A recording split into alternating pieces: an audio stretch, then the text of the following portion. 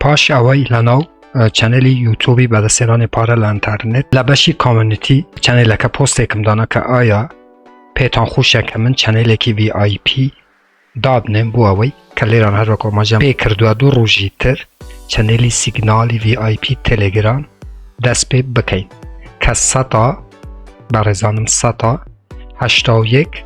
لعی و دنگ تان با بله دا و هر وها ستا 14 بنخیر و ستا 5 هشتا زوه هرچند ام پوسته درنگی شوانم بلاو کرده و کنزکی کازجمیر دو بوسه شو بو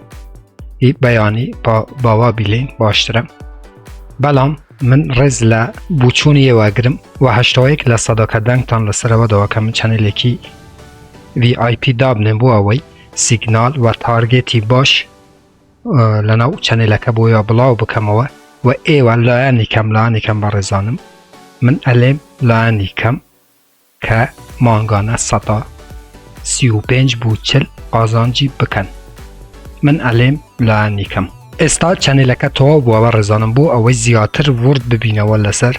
ام چنل و چون ایوه بشاری بکن و چند زانیاری گرینگی تر که لناو ام ویدیویا بویا بلاو کموه بو اوی ایوه زیادتر روزانه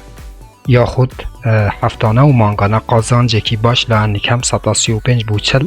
لستا لری سیگنالکانی تیمی اما و سیگنالکانی خوم بر راستی قازانجی کی باش بکن بلان پیش اوی بچینه سر بابت اصلی هم ویدیویه لیره چنلی خوتان چنلی بدستنان پاره لانترنیته که من نیات موین همون روزانی شما دوشما چارشما و هینی ویدیوکانی سبارت به کریپتوکارنسی یا خود همان دروی الکترونی لناو ام چنل آپلود یا خود پخش شکم بو اوی زانری ایوه لباری کریپتوکارنسی ببم مسر و هر وها ایوه بتوانم ببرام بر لری ام چنل و دراوی الکترونی و هر وها دلار امریکی به دست بهنن گر هستان لم جور ویدیو نه و بو اوی ویدیوکانی دهاتو لدست ندن دتوانن چنل که سابسکرایب بکن زنگولای تنشش چالاک بکن بو اوی هر کاتی کم ویدیو یک آپلود تکم یا خود پخش شکم یوتیوب لری نوتیفیکیشن و آگادار تام بکاتوا و یکم کسبن که بین ویدیو کام ببینن برزان هر چند من باسی گرینگی او چنلی وی آی پی که دام ناوه بیکم هشتا کمه چونکه او سیگنالانه که من بود تریدرکان لناو ام چنل بلاوه کموه تعدا اکم لهمو کردوستانه سیگنالی و بلاو نبیتوه و ست لست برزانم ست لست ایوه مانگانه لانی کم 35 بوچل لستا قازانج لری او سیگنالو بکن به $1000 بو نمونه داخلی او سیگنالانه ببن که نابه اتو $1000 لیک سیگنال دامنی دواتر و بابت کی تره کمن لویدیوی کی تره با تیر و تسلی باسی او بابت یکم بو نمونه اگه $1000 ته دتوانی او $1000 او سیگنالانه ایما به ایو ادین کمن به ایو ادم بو هر سیگنالیک بو نمونه 100 بو 150 $200 دامنی بو اوی با کوی گشی لپین 6 سیگنالاتو ستا اونده کبوتم دانا و او رجی تو قازانجک بکید و بر راستی من تعدا کم خوم او سیگنالانه دانم که خوم تریدی لسرکم بو اوی خلقی کردستان بر راستی لری چنلی وی آی پی تلگرام و زیادترین قازانج بکد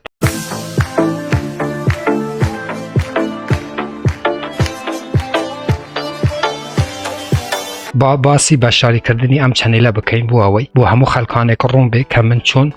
او چنله تایبتی بو چینی هجاران داشکاندنه کم داناوه بو اوی زیادتر چینی هجار و اوانه که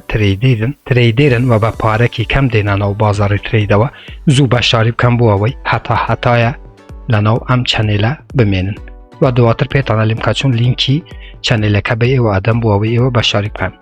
100 کسی یکم برزانم 100 کسی یکم اوی که 100 کسی یکم علا 100 کسکانه شوی بچینه سر 100 کسی یکم برزانم اشتراکی مانگانه ای ام وی آی پی او چنله 30 تتره یا خود همان $30 مانگانه بلا من تعدا اکم و هر وها که دوباره پیتانه لیم که 100 لسد سیگنالکان راز درچن و تو مانگانه 140 لعنه کم 35 بوچل لسطا خیره کید واتا اشتراکی مانگانه $30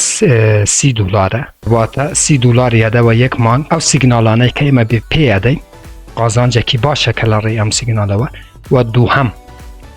که زور گرینگه برزانم 100 کسی یکم کات کسی تتری خویدن باشه حتی لنا ام چنله دمینه واتە پێویست ناکە ماگانە ئیشتراکی بکڕنەوە. واتە ئەمە هەلەکی زۆر باشە بۆ 100 کەسی یەکەم کە بێن بەشداری بکەن لە چەنێلی VIP ئێمەکە هی تەلەگرامە کە دواتر پێتانە لێم کە چۆن بەشداری بکەن. 100 کەسی یەکەم کاتێک کەسی تێتێرەکەی ئەدەن یا خو 30 دلارەکەی ئەدەن هەتایە لە ناو چەنێلا دەمێنن. واتە پێویست ناکە ماگانە ئەوانە ئیشتراک بکڕن. بەڵام ئەو کەسانەی کە دوای 100 کەسەکە دێن واتە 101مین کەسەکە کە دێتە ناو چەنێلی VIP ئێمە ئەو ئیشتراکی ماگانەی خۆی هەیە ئەبێ هەموو مانگێ سی تێتێری بدات بۆ ئەوەی بەشداری لە سیگنالەکانی بێوێنەی ئێمە بکات و هەفتانە و ماگانە بەڕاستی 135 بوو 40% قازانج لە ڕێی ئەو سیگنالانەوە بکات. مەفهومە بۆ ئێوە بەڕێزانم هیوادارم. واتە ئەو 100 کەسەی یەکەم هەتایە لەناو گروپی تەلەگرام ئێمە دەمێنێ و پێویست ناکە ئیشتراک بکڕێ. ئەوەی پاش 100 کەسەکە دێت پێویستە هەموو مانگێ سی تێتێر بدات بۆ ئەوەی ئیشتراکەکە نوێ بکاتەوە. 100 کەسی یەکەم تەنها 30 دلاری ئەدە و سی تێتێری ئەدە و هەتایە لەناو چەنێلە و ئەو سیگنالانەی کە ئێمە بڵاوەکەینەوە بەشدار دەبێ. واتە پێویست ناکە ماگانە ئیشتراکی بکڕێت. ئەمەش بۆچی وام لێ کرد بەڕێزانم چونکە زۆر کەس لەژێر ڤیدیۆی پێشووترەکە دروستم کرد سەبارەت بە چەنێلی VIP گوتیان بە بەلاژ بێ. بەڕێزم من زۆر دڵنیام لەخۆ کە سیگنالی باشم پێدەم و ڕۆژانە تیمی ئێمە 18 ساعت کارەکە لەسەر و بابەتەی باشت خوا ڕۆژانە 18 ساعت ئێمە کاتی خۆمان تەرخان بکەین و سیگنالی باشتان بدەینێ بۆ ئەوەی 100% ئێوە خێری لێ بکەن توخوا لە چ قانونێک لە چ ماملەکەتێک بووە کە ئەو شتە بەلاژ بێ. ئەدی ماندیبوونی ئێمە ئەدی ئەو شتانەی کە ئێمە ئەگرینە ئەستۆی خۆی بۆ ئەوەی ئێوە خێری لێ بکەن ئەدی ئەو شتانە بەڕێزانمەوەی لە پێش چاوتان بێ. هیچ شتێک بڕواتان هەبێ ئەو شتەی کە بەلاشە چجا ئێوە سەرکەوتو نابن. ئەو شتەی کە بەلاشە بە تایبەتی لە ئینتەرنێتە درووە. بەڕێزانم ئەو شتە درووە. ئێوە تەبی هیممەت بکەن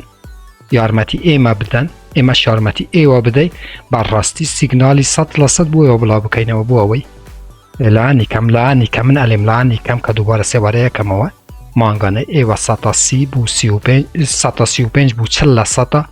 قازانج لە ڕێی ئەو سیگنالانەوە بکەن کە ئێمە بە ئێوە ئەبەخشین. ئەمەش بۆ ئێمە ڕێز لە چونکە زۆر کەس لەبەر چینی فەقیر و هەژاران کە ئیشی ترید یەکەم بە پارێکی کەم باشە برام ئەو کەسەی کەسی تێتێری نەبێ و بێت لە ناو چەنێلی VIP بەشداری بکە بەقەت ئیشی تریدی مەکەت بەڕاستی سی تێتێری هیچ نییە. من تعداکەم پێ تەلێم 135 بوو 40 قازانج لە ڕێی ئەو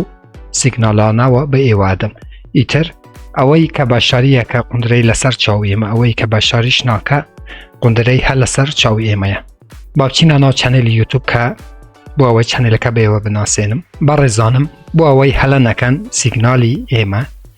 بە ناوی یوتیوبی خۆمە بەدەستێنانی پارە لە ئینتەرنێت VIP واتە هەمان شتم داناوە و لوگۆەکەش هەمان شتە. بەڵام لێرانە یەک شت هەیە بەڕێزانم بۆ ئەوەی ئێوە بەشداری چەنێلە بکەن چەنێلی تەلەگرامی VIP من لینکی تەلەگرامی خۆم هەروەکو لێرانە ئەبینن کە دامناوە لێرانە هی خۆمە بەڕێزانم ئەتوانم بێنە PV من PV واتە بۆ ئەوەی کلیک لەسەر ئەو بەشە بکەمە بێنە ناو تەلەگرامی من ئەو کەسەی کە ئەیوێ بەشداری بکە من ڕاستە و خۆ لینکی چەنێلی VIP خۆمانە دەمێ بۆ ئەوەی ئیشتراکەکە بکڕێ و بە تێتێر ئەوانەی کە تێتێریش ناتوانن ئەتوانم بە فەسپەی پارەکە بوو من بنێرن بۆ ئەوەی من لێرانە لینکی چەنێلەکە بدەمێەوە یەکسەرە بێتە ناو چەنێلەکەوە لە سیگنالەکان بەڕاستی سوودمان بێ. ئەمە تەنها بوو لاپتۆپ بەڕێزانم بۆ کۆمپیوتەر لێرانە تۆ دەتوانێت بیانەوە چەنێلی منوە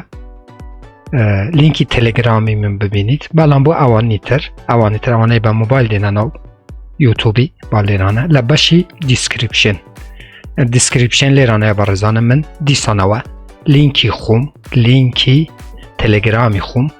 دانێم لە بەشی دیسکریپشنی یوتیوب بۆ ئەوەی ئەوانەی کە ئەیانوێ ئیشتراک بکەن کلیک لەسەر لینکەکەی بکەنەوە بێنە ناو تەلەگرامی من ناو PV من بۆ ئەوەی من لینکی چەنێلەکە بدەمەوە ئیشتراکەکە بکڕن بۆ ئەوەی لە سیگنالەکانی ئێمە بێبەش نەبن و من تعداەکەم کە 100% سیگنالەکان ڕاست دەرەچن. بەڵام ئەوەتان لەبیر نەچێت 100 کەسی یەکەم کە 10 بارە یەکەمەوە صد کسی یکم تنها سی تتر و حتی لناو چنلک دمینن و سوت لسیگنالکان ایما ورگرن اوی پاش صد کسی کدید ابی همو مانگه سی تتری خوی بداد یا خود همان $30 خوی و اشتراککی بکره و توا باشره ایوه اوانه که براسی تریدرن بین زو لو صد کسی بن بو اوی حتی چیتر اشتراک مکرن و بفری تنها سی تتر یادن و حتی لناو چنلات دمینن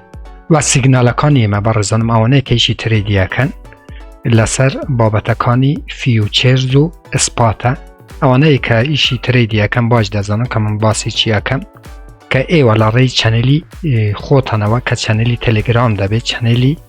VIP برواتان هبه زیادترین قازانج اکن بدلنیایی و پیتاناله و ایمه که سیگنال اکان بلاو کنه و برزانم کاته که ده کس اشتراک بون ده کس اشتراکی آنکاری لناو